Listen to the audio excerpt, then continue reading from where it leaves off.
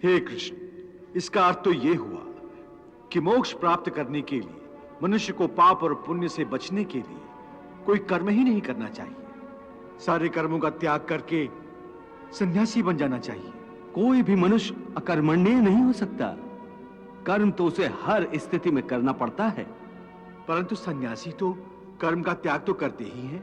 हे पार्थ, सन्यासी भी कर्मों का त्याग नहीं करते, न ही कर सकते हैं। मैंने पहले ही कहा था कि सन्यासी भी कर्म करते हैं। खाना पीना, उठना बैठना, तपस्या करना, साधना करना, ये सब भी तो कर्म ही है। कर्म से कोई कैसे मुक्त हो सकता है? यदि प्रारब्ध ही सब कुछ है तो कर्म की आवश्यकता क्या है?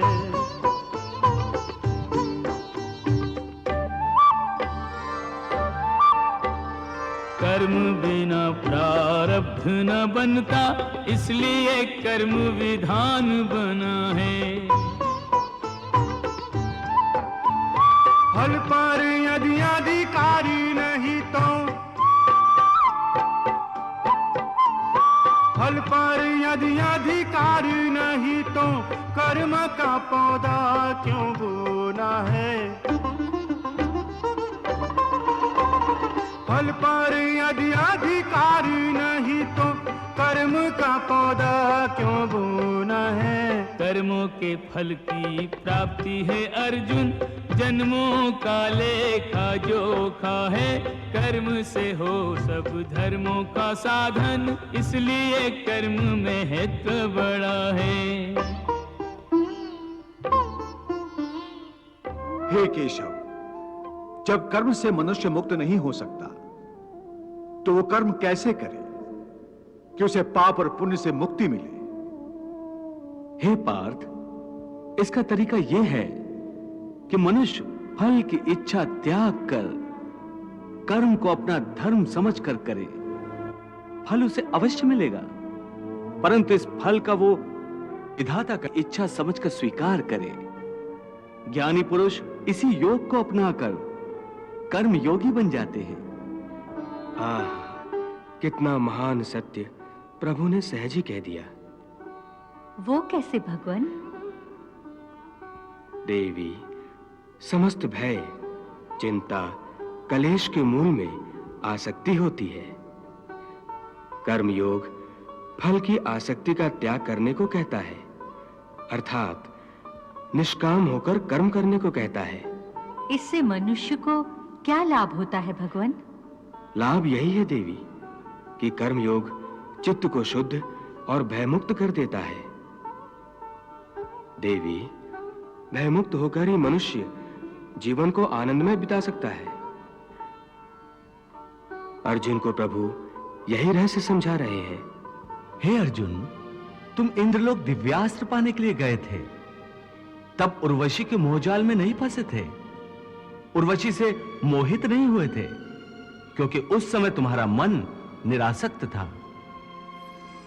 मैं तो यहाँ अपने अतिथि की सेवा में अपने आप को समर्पित करने आई हूँ। नहीं नहीं, ये धर्म नहीं है, ये तो अधर्म है, पाप है। हे अप्सरा, मेरे लिए हर वो स्त्री जो मेरे विवाह बंधन में नहीं बंधी आदरणीय है, देवी और माता समान है। तो क्या पृथ्वीलोक का यही धर्म है कि पुरुष एक कामातुर स्त्री की प्रेम याचना को निर्दयता से ठुकरा दे? परंतु देवी, आपका मेरा रिश्ता एक स्त्री पुरुष का नहीं है, बल्कि धर्म और इंद्रलोक के नियमानुसार भी आप मेरी माता हैं। उर्वशी के कारण तुम विचलित नहीं हुए थे, परंतु आज कैसे विचलित हो गए हो? उस समय तुम अपना धर्म नहीं भूले थे, परंतु इस समय तुम अपना धर्म भूल रहे हो। इसका कारण जानना चाहोगे? हाँ केशव, तुम्हारा मन तुम्हारे काबू में नहीं है, क्योंकि तुमने कर्म योग नहीं अपनाया। क्या कहा? कर्म योग से मन काबू में रहता है? हां अर्जुन, कर्म योग के कारण कर्म योगी का मन इधर उधर भटकता नहीं है। कर्म योगी की बुद्धि स्थिर हो जाती है। जिस प्रकार पत्थर के एक मजबूत चट्टान को नदी की तूफानी लहरें भी विचलित नहीं कर सकती।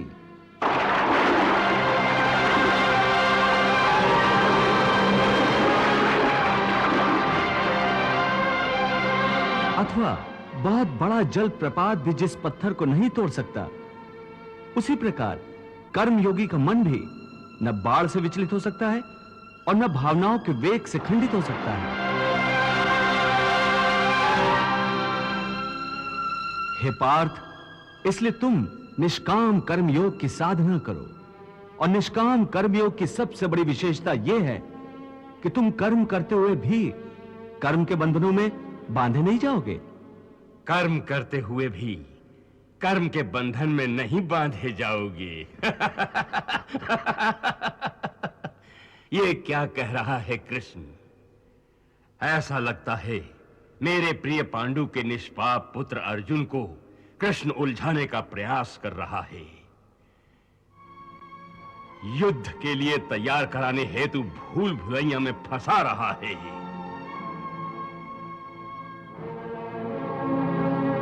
हे केशव, तुम मुझे कौन सी भूल भुलैया में डाल रहे हो?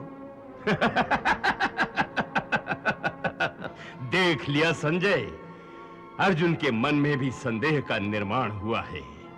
उसे पता चल गया है कि कृष्ण गोलमोल बातें कर रहा है।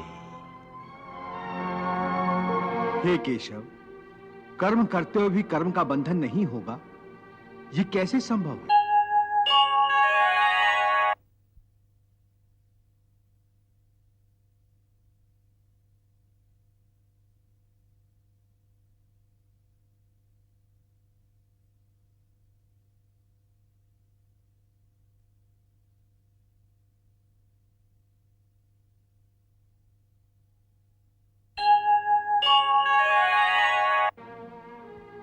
उस कर्म का तरीका बताओ जिससे कर्म करो और बंधन भी ना हो।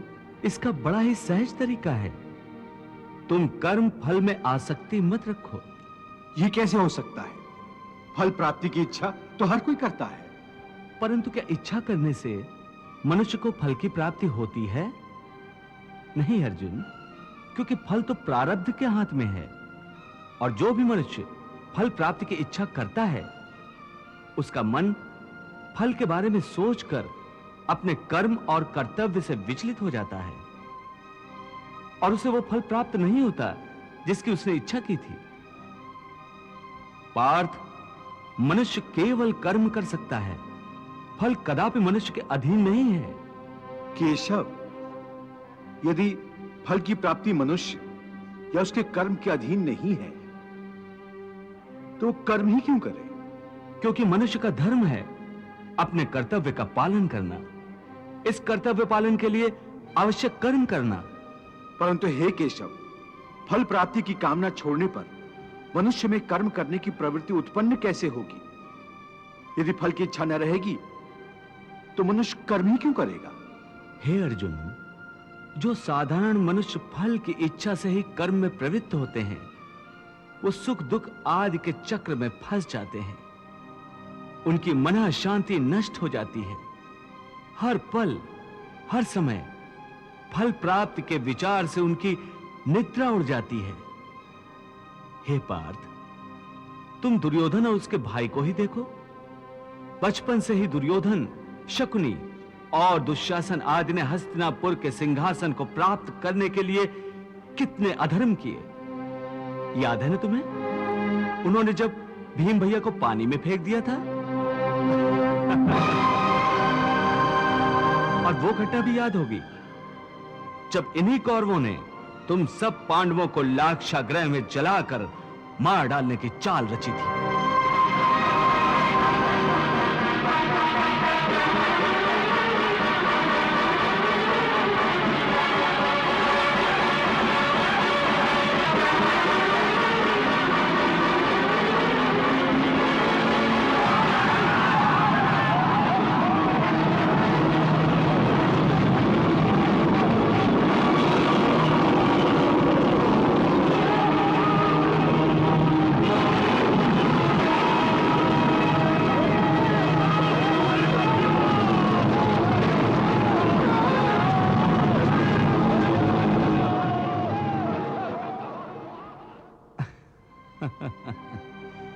कैसी लाजवाब चाल थी उनकी। उस आग से तुम लोगों का जीवित बचकर निकलना असंभव था। कितना योजनाबद्ध कर्म था, परंतु इस कर्म का फल उन्हें मिला नहीं, क्योंकि प्रारब्ध की योजना और थी। इस प्रकार उनकी इच्छा विरुद्ध जब सारे प्रयास विफल हो गए, तो उन्होंने तुम सबको छल कपट से काम लेकर 12 वर्षों के वनवास और 1 वर्ष के अज्ञातवास में भेज दिया था। 8 8 8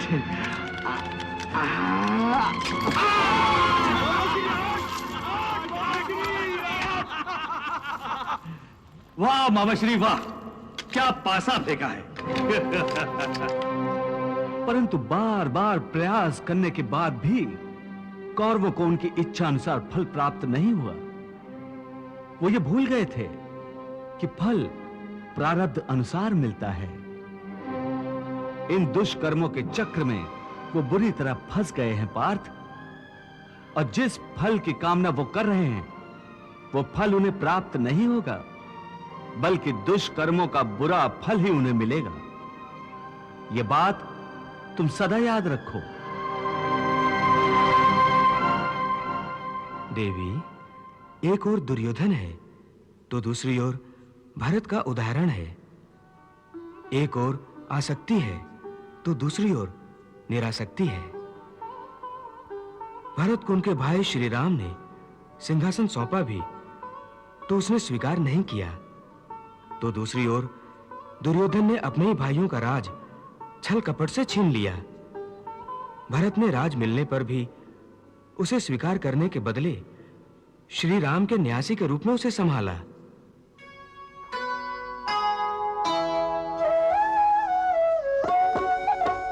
राम भक्त ले चला रे राम की निशानी, राम भक्त ले चला रे राम की निशानी। शीश पर खड़ा हूं अखियों में पानी, राम भक्त ले चला रे राम की निशानी। राम भक्त ले चला रे राम की निशानी।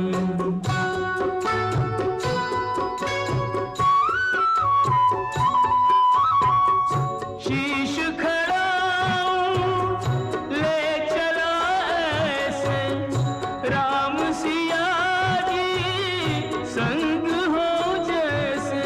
अब इनकी छाँव में रहेगी राजधानी, राम भक्त ले चला रे राम की निशानी। राम भक्त ले चला रे राम की निशानी।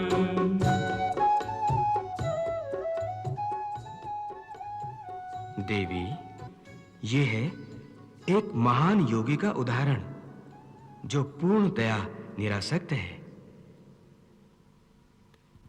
और उधर देखो, आसक्ति और लोभ की दलदल में फंसा हुआ दुर्योधन। आओ द्रौपदी, आओ, आकर हमारी गोद में बैठ जाओ। दुर्योधन! भगवान श्री कृष्ण ठीक कह रहे हैं देवी। दुर्योधन को उनके कर्मों का फल भोगना ही पड़ेगा।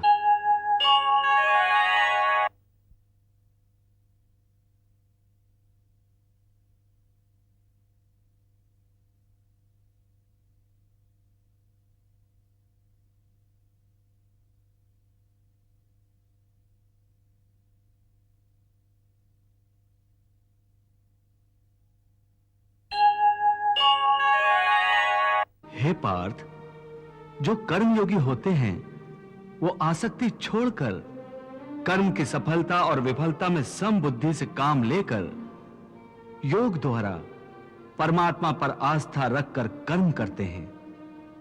इसे ही समत्व योगा कहते हैं।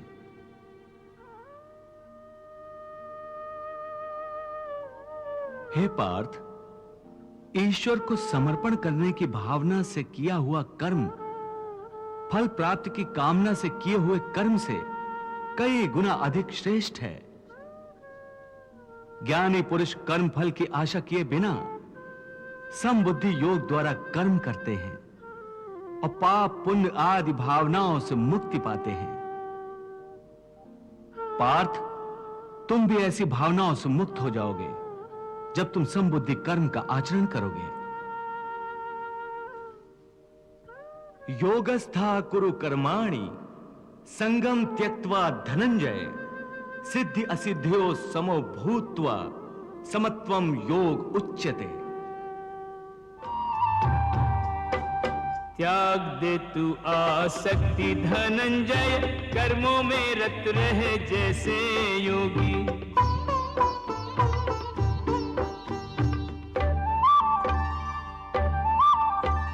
सिद्धि असिद्धि में राख समत्व के लाभ रूहानी का बन संभोगी।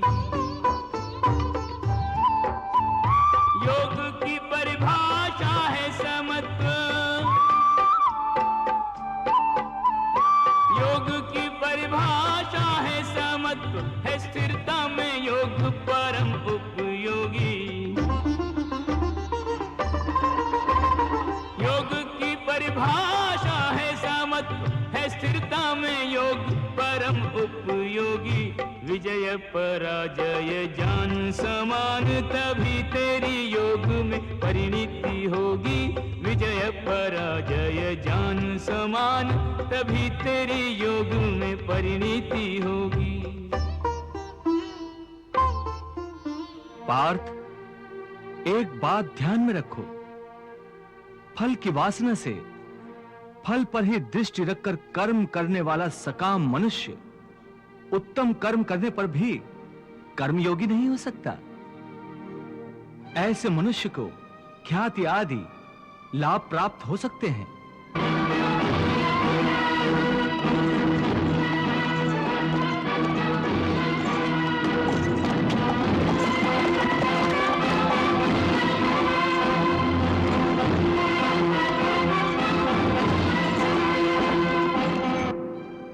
किंतु उसे परमात्मा और शांति प्राप्त नहीं हो सकती।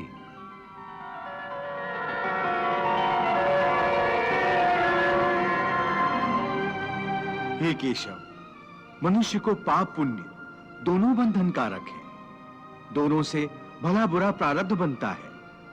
प्रायश्चित द्वारा पाप से मनुष्य मुक्त हो सकता है, परंतु पुण्य से वो मुक्त कैसे होगा? हे अर्जुन, पाप पुण्य, सुख दुख, यश अपयश आदि भावनाएं साधारण मनुष्य के लिए हैं, परंतु जो कर्मयोगी होते हैं वो इन भावनाओं से मुक्त होते हैं, आलिप्त होते हैं। कर्मयोगी अपनी अंतरात्मा की आवाज को परमात्मा का आदेश मानकर आचरण करते हैं। इसमें कहां आती है पाप पुण्य की भावना? हे पार्थ, यदि तुम मोह के अधीन हो गए हो तो निष्काम कर्मयोग कैसे अपनाओगे? तुम्हारी बुद्धि पर जो मोह के अंधकार का पटल छा गया है, उसे ज्ञान के प्रकाश से हटा दो और अपनी बुद्धि को मोह के दलदल से बाहर निकालो। हे पार्थ, यदा ते मोह कलिलम बुद्धिर्व्यतितरिष्यति तदा गन्तासि निर्वेदम श्रोतव्यस्य श्रुतस्य च। हे पार्थ, मोह बुद्धि का अज्ञान होता है और इसी अज्ञान के कारण मनुष्य भौतिक आकर्षण में फंस जाता है। वो जानता नहीं कि देह तथा समस्त भोग नश्वर हैं, मिथ्या हैं। जब मनुष्य सत और असत अथवा नित्य और अनित्य का भेद जान जाता है, तब वो निरासक्त हो जाता है। उसे किसी भी चीज का आकर्षण नहीं रह जाता।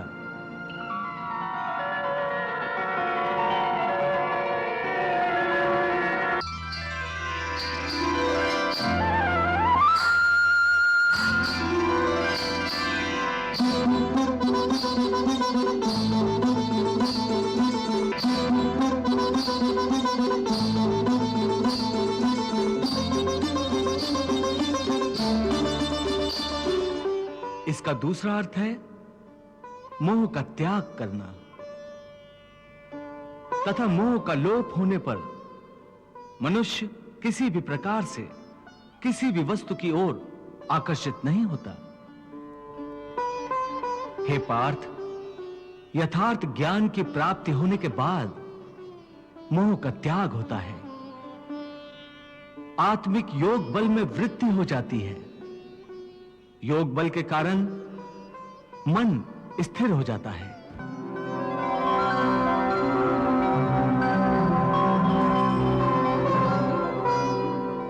और स्थित प्रज्ञ होने के कारण मनुष्य का परमात्मा के साथ योग हो जाता है।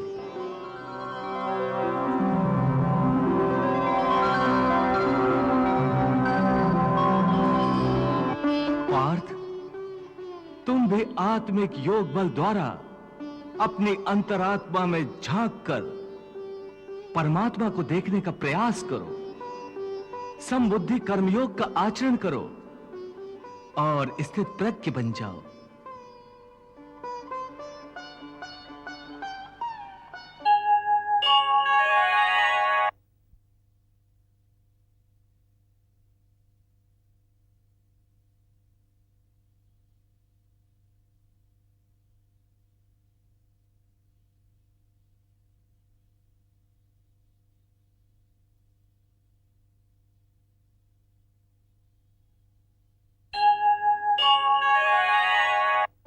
हे मधुसूदन, ये स्थित प्रज्ञ क्या होता है, इसे समझाओ।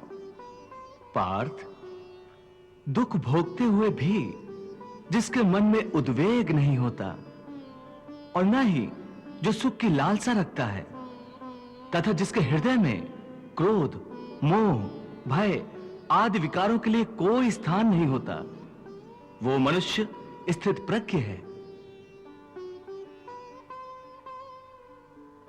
दुखेषु अनुद्विग्न मनाः, सुखेषु विगत स्पृहा, वीत राग भय क्रोधा, स्थित धीः मुनिरुच्यते। समझा कर मुझको कहो हे केशव सर्वज्ञ, भाषण आसन चलन में कैसा है स्थित प्रज्ञ, कैसा है स्थित प्रज्ञ। पूर्ण मनोकामनाएं मन से जो तज डाले, रहे संतुष्ट सदा आत्म विलास में। दुख के आने पर जो विचलित न हो, कदापि नहीं कोई स्पृहा सुख सुमन सुवास में। राग है न द्वेष जहाँ मोह नेह शेष, नहीं लेश मात्र अस्थिरता जिसके आभास में। शुभ से प्रसन्न हो न अशुभ से जो भय माने, ऐसा स्थित प्रज्ञ रमे योग रस रास में। ऐसा स्थित प्रज्ञ रमे योग रस रास में।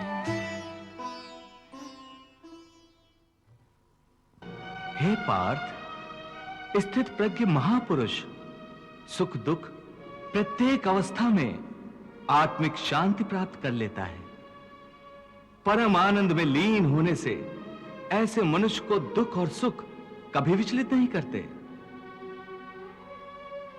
ऐसे स्थित प्रज्ञ मनुष्य का मन उस दिए की भांति होता है जिसकी लौ स्थिर होती है, कभी डोलती नहीं।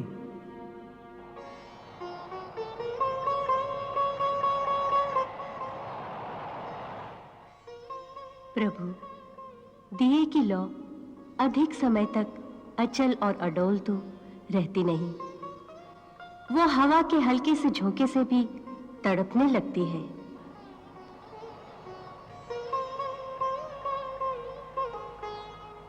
हाँ देवी पार्वती, प्रभु श्री कृष्ण यही तो समझा रहे हैं कि मनुष्य का मन कामनाओं के आंधी में रखे हुए एक दीपक की तरह होता है।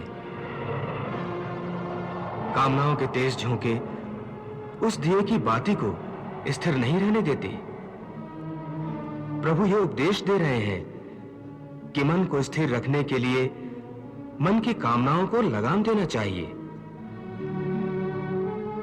यदि कामना को लगाम न दी जाए तो एक कामना से दूसरी, फिर दूसरी से तीसरी कामना जन्म लेती रहती है और यह सिलसिला कभी खत्म नहीं होता। जैसे जब किसी व्यक्ति के पास घर न हो तो वो मनुष्य एक झोपड़ा की कामना करता है।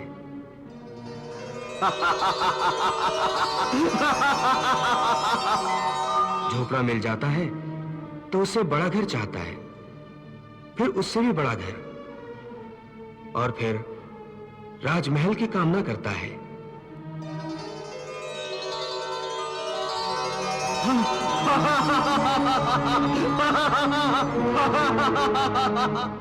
उसकी एक ही कामना असीम रूप लेकर बढ़ती रहती है। तो फिर मनुष्य इन कामनाओं को कैसे लगाम दे सकता है? इसका सही और सरल उपाय यह है कि मनुष्य मन में संतोष पैदा करे। जहां जिस अवस्था में, जिस क्षण में उसे संतोष प्राप्त हो जाए, वहीं उसी क्षण में प्राणी सुखी और शांत हो जाएगा। हे कृष्ण, तुम कहते हो कि स्थिर प्रज्ञ बनने के लिए मन के दिए की ज्योत को स्थिर रखो, अर्थात मन को इधर उधर डोलने न दो। इसका अर्थ यह हुआ कि कर्म करते समय मन की जगह बुद्धि की बात मानो, मन को बुद्धि के अधीन रखो, यही ना? नहीं अर्जुन, केवल बुद्धि पर भरोसा करने में भी खतरा है, इसलिए कि विनाश काल आने पर तो मनुष्य की बुद्धि भी भ्रष्ट हो जाती है। अर्थात जब विपरीत समय आता है तो मनुष्य की अपनी बुद्धि ही उसे गलत रास्ते पर ले जाती है। हे मधुसूदन, मनुष्य न तो अपने मन की इच्छा अनुसार कर्म करे, न ही बुद्धि की सलाह माने, तो फिर मनुष्य बेचारा करे तो क्या करे? ऐसी स्थिति में अपनी प्रवृत्ति के विरुद्ध कोई कैसे जीवन व्यतीत करेगा? हे मधुसूदन, मुक्ति और मोक्ष का रास्ता अपनाने के लिए कोई मनुष्य अपनी प्रवृत्ति को कैसे बदल सकता है? इसका कोई तरीका मुझे बताओ। प्रवृत्ति को बदलने से पहले यह जान लेना आवश्यक है कि प्रवृत्ति कैसे बनती है। हे अर्जुन, मनुष्य जन्म से ही अपने साथ सत्व, रज और तम तीन गुणों को लेकर पैदा होता है।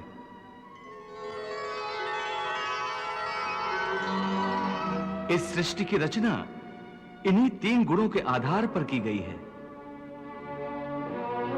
इस त्रिगुणात्मक सृष्टि में रहने वाले समस्त प्राणियों में तीनों गुण विद्यमान होते हैं, परंतु हर प्राणी के अंदर इन तीनों में से कोई न कोई एक गुण अधिक प्रधान होता है, और जिस गुण की प्रधानता अधिक होती है उस प्राणी का चरित्र वैसा ही बन जाता है।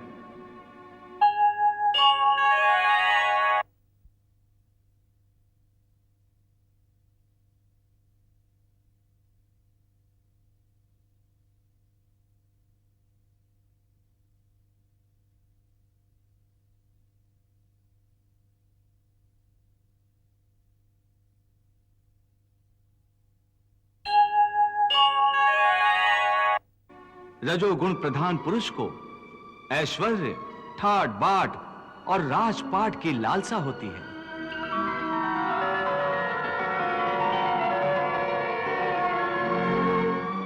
तमोगुण वाला आलसी और प्रमादी होता है।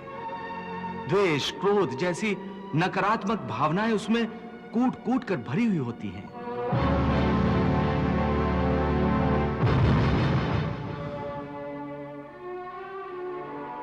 और सत्व गुण वाला? सत्व गुण ही उत्तम गुण है। सात्विक मनुष्य सीधा और सच्चा होता है। वैसे तो हर मनुष्य के स्वभाव में ये तीनों गुण कुछ ना कुछ मात्रा में होते हैं, परंतु जिस मनुष्य में जो गुण प्रधान होता है वो वैसा ही हो जाता है। उसकी जैसी प्रवृत्ति होती है वैसी ही रुचि हो जाती है। सो हर मनुष्य अपनी प्रवृत्ति और अपनी रुचि के अनुसार ही कामना करता है। सर्व कामनाओं को सर्वथा जो तज डाले, जगत में रहे मुख जगत से मोड़ के। शांति करे प्राप्त विचरण करे शांति से, ममता से स्नेह से विहा से नाता तोड़ के। अर्जुन ऐसा योगी मोहित ना होता कभी, नैया ना डुबोता पतवार कहीं छोड़ के। अंत काल आने पर ऐसा स्थित प्रज्ञ योगी, होता ब्रह्मलीन नाता ईश्वर से जोड़ के। होता ब्रह्मलीन नाता ईश्वर से जोड़ के। हे केशव, तुम कहते हो कि हर प्राणी अपनी अपनी प्रवृत्ति के अनुसार अलग अलग कामना करता है, परंतु मेरे विचार में प्राणी में चाहे कोई भी गुण प्रधान हो, उसकी कैसी भी प्रवृत्ति हो, फिर भी हर प्राणी एक ही तरह की कामना करता है। अर्थात हर प्राणी केवल सुख की कामना करता है, दुख की कामना कोई नहीं करता। वो कभी दुखी नहीं होना चाहता, इसीलिए सदा सुख के लिए प्रयत्न करता रहता है, चाहे वह मनुष्य राजा हो या रंक हो, स्त्री हो या पुरुष हो। तुम ठीक कहते हो अर्जुन कि सब सुख की कामना करते हैं, परंतु सुख की परिभाषा हर एक व्यक्ति की प्रवृत्ति और रुचि के अनुसार बदल जाती है।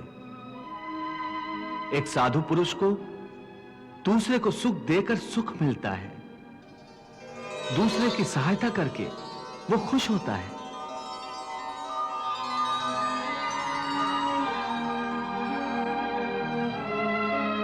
और एक नीच प्रवृत्ति वाला मनुष्य किसी को दुख देकर सुखी होता है।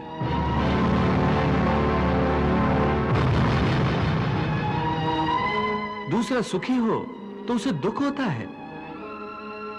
इसके लिए सुख और दुख की परिभाषा अपनी अपनी प्रवृत्ति और रुचि के अनुसार हर प्राणी के लिए अलग अलग है।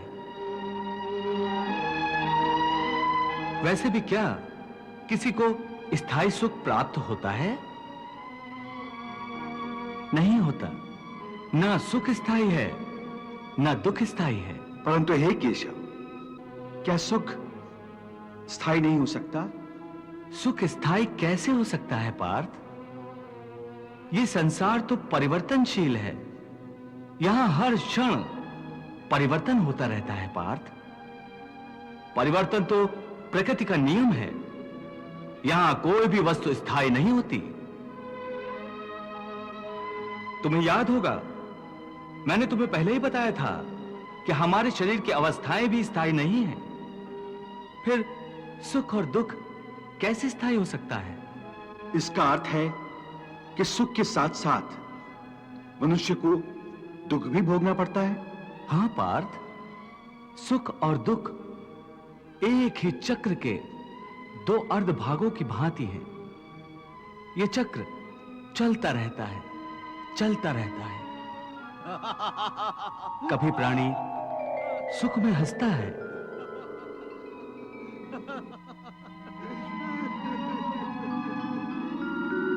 वही प्राणी दुख में रोता और बिलखता है।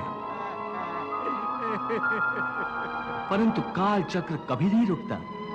सुख दुख का यह चक्र चलता ही रहता है। और मनुष्य के जीवन में सुख और दुख लगातार आते जाते रहते हैं। न चक्र ठहरता है, न ही सुख या दुख मनुष्य के जीवन में ठहर पाते हैं। यदि सुख आया तो वो सदा नहीं रहेगा, और यदि दुख आया तो वो भी सदा नहीं रह पाएगा। देवी, प्रभु की दिव्य वाणी के रूप में आज समस्त मानव जाति के लिए एक नए अध्याय की रचना हो रही है। प्रभु कितने आसान और प्रभावशाली शब्दों में जीवन के भेदों को समझा रहे हैं। कर्म योग की गुत्थियां खोल खोल कर बता रहे हैं। प्रभु के गुरु उपदेश को यदि मनुष्य भक्ति भाव से ग्रहण करके उसे अपना आचरण बना ले तो उसे कोई भी धर्म के रास्ते से हटा नहीं सकेगा। इसलिए हे पार्थ, अनासक्ति योग के द्वारा कामनाओं पर विजय पाना अति आवश्यक है, क्योंकि कामनाओं की पूर्ति होकर भी कभी नहीं होती। मनुष्य बूढ़ा हो जाता है, परंतु आसक्ति जनित कामनाएं कभी बूढ़ी नहीं होती, कभी बूढ़ी नहीं होती।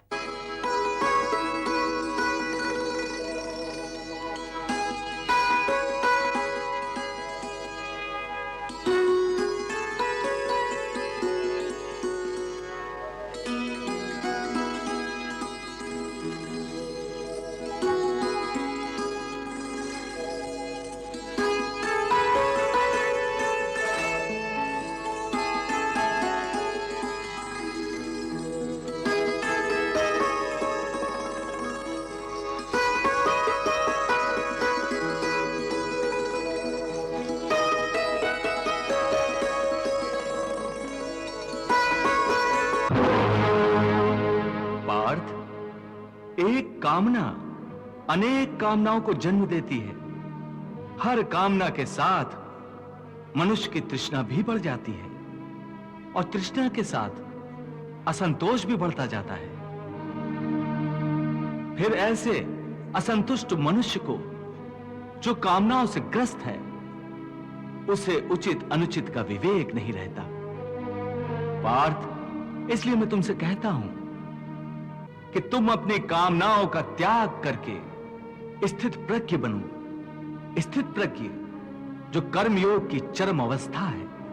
वाह प्रभु, वाह, क्या सुंदर बात कही आपने। वाह। हे मधुसूदन, तुम तो कहते हो कामनाओं का त्याग करके स्थित प्रज्ञ बन जाओ, परंतु स्थित प्रज्ञ बनने के लिए सबसे आवश्यक क्या है? स्थिर बुद्धि। स्थिर बुद्धि? परंतु मनुष्य अपनी बुद्धि को स्थिर कैसे रख सकता है? आशा और निराशा दोनों से मुक्त होकर ही बुद्धि को स्थिर किया जा सकता है। बुद्धि स्थिर होगी तो इंद्रियों के विषयों का बल टूट जाएगा। यदि कोई किसी इंद्रिय को ही काट कर फेंक दे तो क्या उस इंद्रिय का विषय नष्ट हो जाएगा? नहीं अर्जुन, यदि किसी दुर्घटनावश किसी की आंखें अंधी हो जाएं, तो यह आवश्यक नहीं कि उसकी आंखें रूप की कल्पना करना ही छोड़ दें।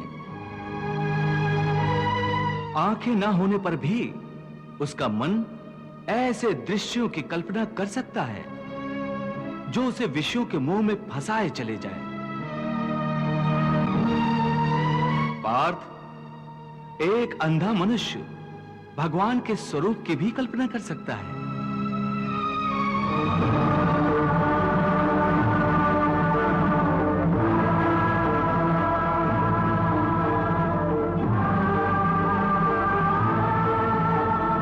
और एक नारी के शरीर की भी कल्पना कर सकता है।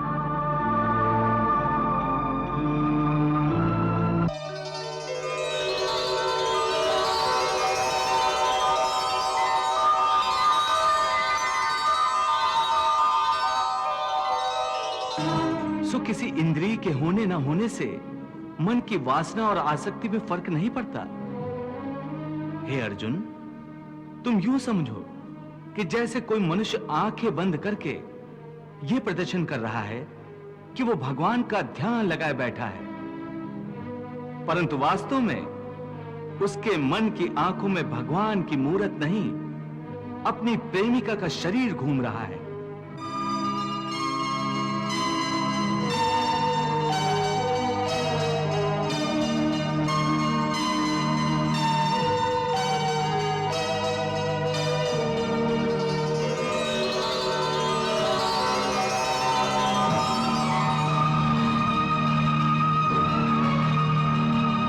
इसका अर्थ है कि उसकी आंखें तो बंद हैं, परंतु आंखों के विषय उसे फिर भी भ्रमित कर रहे हैं। बहती रही गीता की गंगा, कर्म की धारा, भक्ति की धारा, अर्जुन के संग उस गंगा में करता रहा स्नान जग सारा।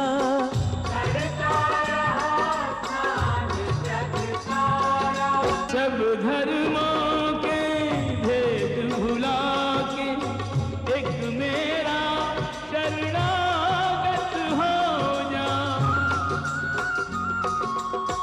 मैं हर पाप से मुक्ति दूंगा, शोक न कर मेरी भक्ति में खो जा। शोक न कर मेरी भक्ति में खो जा। धर्म अधर्म के भेदों से न्यारे अमर है गीता के बोल सारे।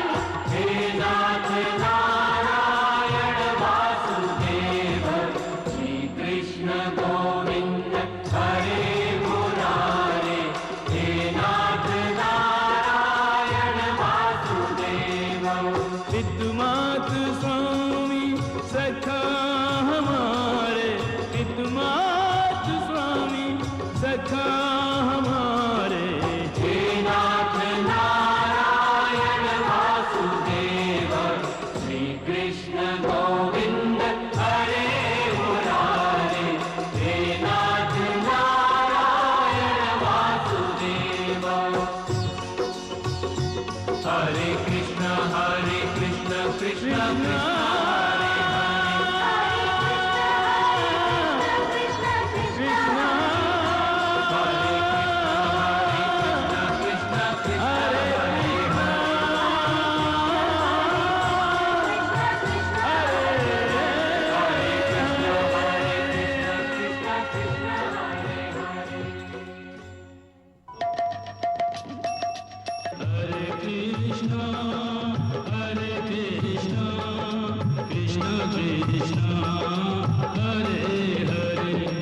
कृष्ण कृष्ण चरितं गुणानुवादं तत्प्रेरणा अहं करोमि।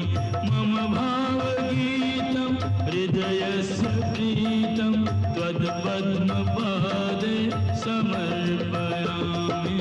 हरे राम राम राम हरे हरे, हरे कृष्ण कृष्ण कृष्ण हरे कृष्ण।